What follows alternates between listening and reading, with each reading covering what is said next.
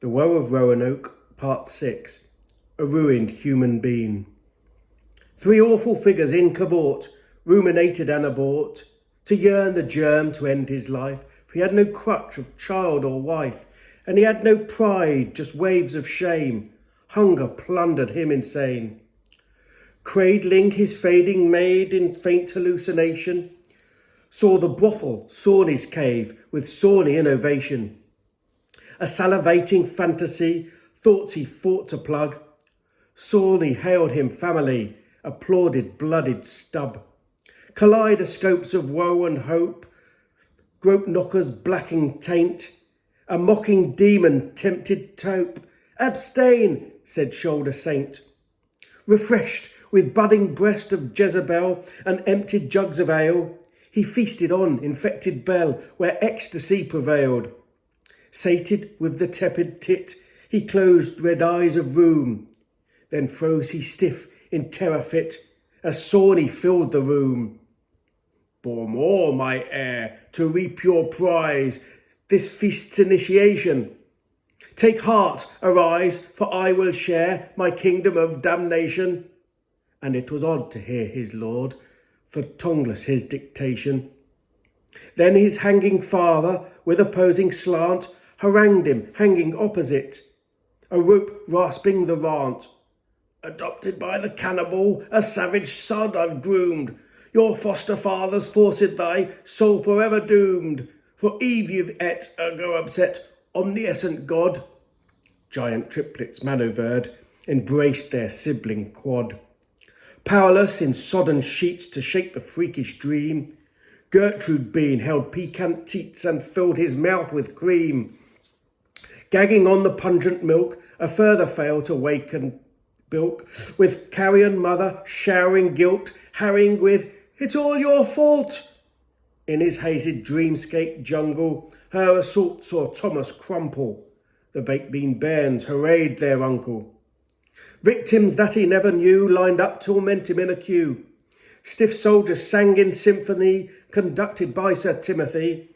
The Philharmonic force of Eton sought to be some sort of beacon to sway step-sisters' incest lusts, thrusting lice-infested tufts. 2 armies faced each other on his psychotic plains, an eroticizing coma as the virus coursed his veins. A horny, flame-haired Sawney and the devil's feral pack fought fantastic in their fury in the fray as prey fought back. The quarry in the orgy, as decayed as zombie fiend, sang frisky songs of glory, of revenge on Sawney Bean. 4 horsemen of apocalypse, all gathered now and 3, galloped round the battlefield, round war, the referee. 12 nights were like 12 lifetimes, with every second hell. 2 weeks, too weak to turn his cheek to block his beak to smell. A fighting, biting, fornicating fortnight midst the mass. Bubonic brass the audience, in scenes see Bosch aghast. Paralysed in excrement, but that's what shat him most. Malevolence personified in her passion-powered ghost. Searchers scouring back-end alleys were tasked to find blighted bodies. The Banio reached to sanitize where they heard inside his haunted cries. Tearing boards off the bordello doors, they found him fitting on the floor. He bit the grabbing hands of creatures, for the searchers had Agnes's features. Bound atop the body truck, his clouting arms tight tied, gagged with rags of bedding dragged to an almshouse, dumped outside. Spanning all of autumn, he raved the winter's husk. His burden, London, Sodom, he disbosomed dawn till dusk. And no escape in slumber when returned to Sawney's cave, an involuntary spelunker in the bunkers of his brain. "It's all your fault," the sickle cried. "It's all his fault," before they died. Grim miasmas of discord as the reaper scythed an empty ward. They tried in vain assuage his pain, but 'twas a thankless task. For what he saw the nurses wore a curse in Agnes' mask. And when they tried to soothe with words, spoken soft in poise, all he ever heard was a spiteful poisoned noise. And when they tried massage his skin, silk fingers stroked his limbs. All he ever felt was 10 scratching steel pins. Till winter's thaw a laboured chore, his mentality infernal. The malady rid, 'twas their main bid, the infirmary back to normal. Spring released, the nurses ceased, indulge his lunacy. His nightshirt seized and 6 girls heaved him out to a jubilee. There the gentle poet, who'd been pushed to a pariah, partook with passing plethora, praising a messiah. What he thought to London's morph into Gomorrah turned to be a polished place with a gala aura, with flowers strung above the mews and flags and food on barbecues and crowds enthusing on the march.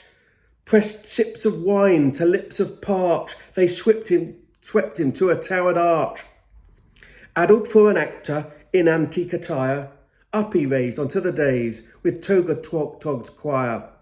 Seldom felt he welcome, and so his spirit soared, as the Roman actors welcome him aboard. The reverberating rostrum was in busting beat. Thomas, full of frolic, now designed to greet the object of their ardour, perhaps replenish emptied zeal. The performer splayed in grovel, horizontal, to reveal a perfect panorama with the plebeians prostrate. The procession was a picture, progressing to the gate. But noticing their focus, and he shattered like a glass, unleashing floods of venom at the sight of such a farce. A pretentious farce, as plastic as this plaster arch constructed, for he that so corrupted that he persecuted persons having parallel persuasions. He, producer of that righteous reed, that castigating bigot's creed, authorising executions of Samuels, semblancing Susans, whilst practising the very acts to contradict his gospel facts, for hailing in a fancy carriage, hamming, fronting a sham marriage. He who aved the peasantry as if from Caesar's pedigree was James the Puff, who sat aloof with offspring ringed to guise his gayness, to resemble two-faced Janus.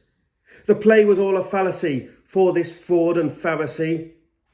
The charade that passed the podium was stared in utter odium, in disgust that flushed his looks, at the burner of his books, at the censor of his words, at the fawn of moron herds, fallen posing in revere, brown nosing for the premiere, this premiere with prim veneer, who'd fucked him, then fucked his career, slew all but silent sycophants, a psycho since he shat his pants. He erupted off the pulpit to the car to scar the culprit. The slobbering monarch wept in horror, seeping piss and voiding honour, pegged his possessed paramour, petrified at what he saw. His ex-pet swearing vendetta, roaring rape to souse him wetter, citing crimes of blood he'd spilled, of the witness flood he'd killed, for the shower of lovers spurred, for the cowering women burned, for the poet's pride forsaken, for his art an arse he'd taken. James, to save his oily skin, hid beneath his infant kin. He shielded under Charles' son, as it shouted, "Charlatan!" Forward fanned 4 Agnes clones, who floored the tramp and broke his bones, on the orders of Lord N, who saw him not a former friend, but his owner's eyesores cleanse, so through the anus to the Thames. Inhaling lungs of sucking slime was much a blessed relief, for with the pain the poltergeist's appearances had ceased. Even comprehending that his bane was James the Queen, his mark of expedition was the hark of Agnes Bean.